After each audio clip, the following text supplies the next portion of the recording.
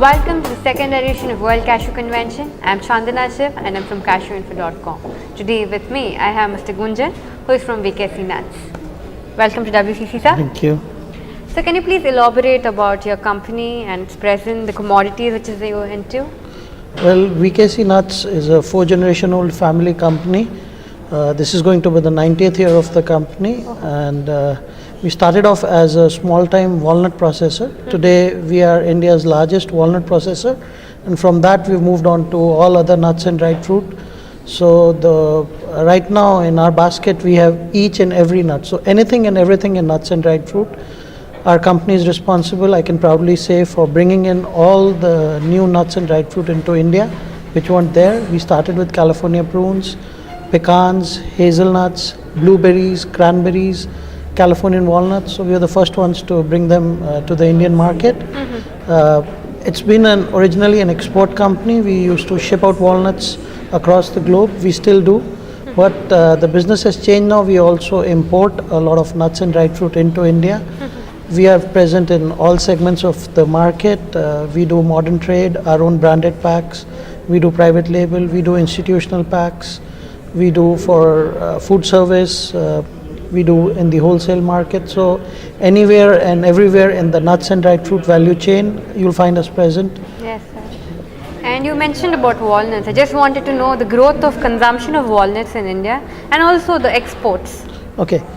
Walnuts have really grown in terms of the consumption in India. You'll be surprised. Year 2000, the total consumption was about 5,000 tons. And this year we would probably touch about 25,000 tons in consumption. So it's grown 5 times in the last 15 years. It will continue to grow. India will become a net importer. I foresee India, I said it 10 years ago, and I stand by it. In 5 years from now, India will be a net importer of walnuts. Wow. We've already started doing from California, and it will increase. Right, sir. And also, sir, there is a new thing from your company, and you've started online stores called as natraj.com. Yeah. Can you please tell me, and what are the consumers' response to it? Well, natraj.com was set up, as our company always tries to get into the new stuff, so we started natraj.com with the idea of, as I mentioned, we started bringing in exotic stuff in India. I was very passionate. I'm a hardcore Indian at the heart, and I was very passionate as a young boy when I was traveling overseas to meet my walnut buyers. And whichever supermarket I went to, I used to see that you could find a whole range of nuts and dried fruit. Whereas when it was India, you just talked about cashews, almonds, pistachios, raisins, period. Walnuts were also very small. So as a young boy, I used to feel, why is it that we as Indian consumers don't get this stuff here? And why can't we get that here? So I was really passionate on trying to bring all those stuff into India and have it on the Indian shelves. And that's what our company has been doing for the last 10 years now, getting each and every product on the Indian shelves. But it's a chicken and egg. There's a lack of awareness in India. There's a huge lack of awareness of these products in India, of the health benefits of these new nuts and dried fruit. And at the same time, people who are aware, I know a lot of people who are aware, who used to bring in from overseas, they used to carry these 5-pound sacks because they knew they couldn't find it in India. I had an instance where one of the doctor prescribed cranberries to my father and said, you won't find them, so take this capsule. And I said, no, don't worry, we bring them into India. And he was surprised. He said, there's so many people who need such stuff, but we don't know where to get. Getting into the distribution side, as I said, it's a chicken and egg because people don't know, so shopkeepers or traders don't want to keep such stuff which consumers don't know. So natraj.com was our initiative where we could reach out to such people who want such products in India and they can get it easily. Right. So that was what we set it up for. It's a long way to go. The .com business is not easy with the conglomerates burning cash the way they do. So a minion like us, it will be a long time before we can actually make it into a bigger stuff. But we are moving along. It's picking up. We've got a lot of repeat customers. Whoever buys from us is very happy and repeats it. So it's going well. As you said, you're into a lot of innovations. You've also started something called as the gift packing of nuts. Yeah. And you send customers these gift pack wherein they can gift to birthdays and weddings and stuff. A new idea in that matter of fact.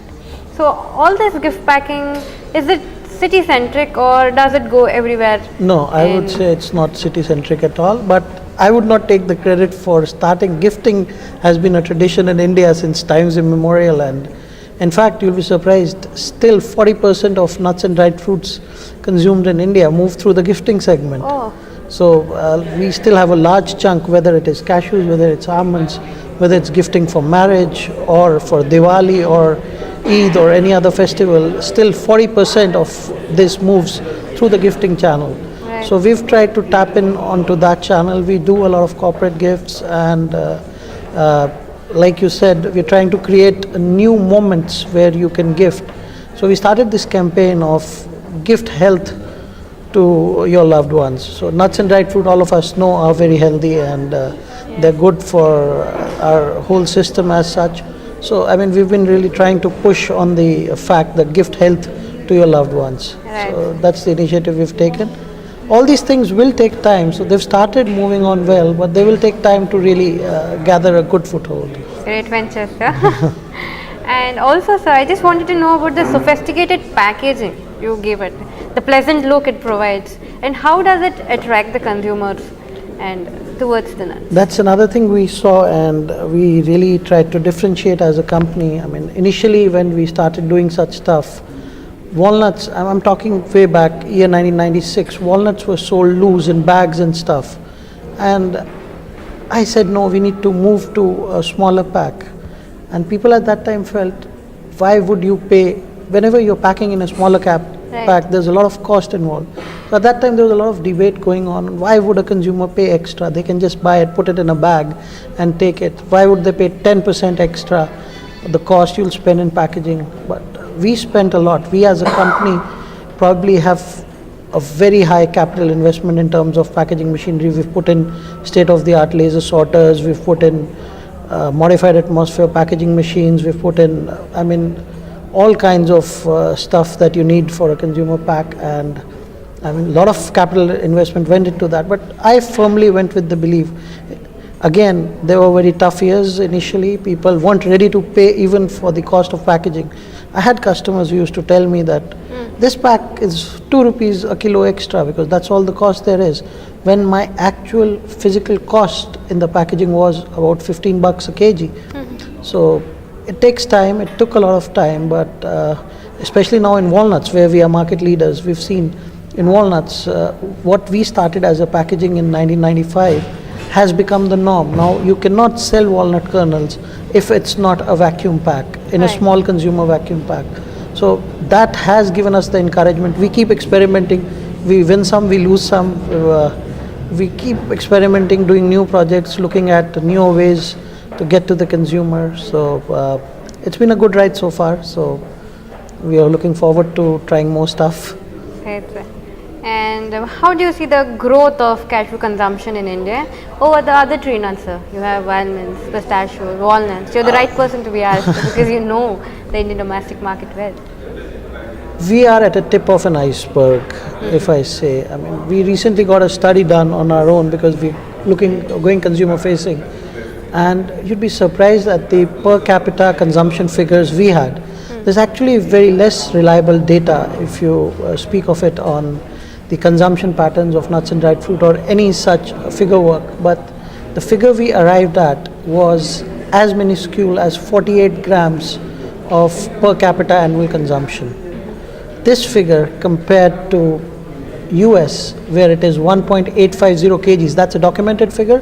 This is what we arrived through surveys, and I mean, we did what we did for that, and so 48 grams to that per capita. Right. So first is the per capita ride, and then just the sheer size of our population and the CAGR at which our consumptions are growing. I mean, if you look at the CAGR growth of the overall sales in all nuts and dried fruit, people are becoming health conscious. Right. There is more disposable income, and with the coming of the younger population more and more, it will catch up. Right. It also has to do with the fact that it's getting more available now with the advent of modern trade and online and stuff. The availability is becoming easier. Right. So I mean, I just see one way forward, and it's up and away. I mean, India is still, I mean, I'll just share an example with you. India consumes, as I said, 25,000 tons of walnuts a year. Right. We are at 1 billion plus. China, slightly bigger than us. Right. China consumes 600,000 tons of walnuts. Wow. So just see the gap. Right. That's the way we need to cover. So India's similar population at 25,000 tons, China's at 600,000 tons. So just do the maths. I mean, there's just one way to go. I mean, and as I said, there's still a lot of scope for more people in the industry to grow in that. Right. So it's going to be a very nice industry to be in. Great, sir. And what do you look forward from WCC? Well, you guys have put up an excellent platform where you've brought in people together. They're discussing issues. They're discussing issues which sometimes are just done behind closed doors, and you just are not open about saying stuff. But everybody is discussing. Everybody is looking at a common goal of just growing the industry. People who were in denial on what the industry was going in are going to. I mean, after this, I'm sure they are going to accept the fact that the dynamics of the industry are changing.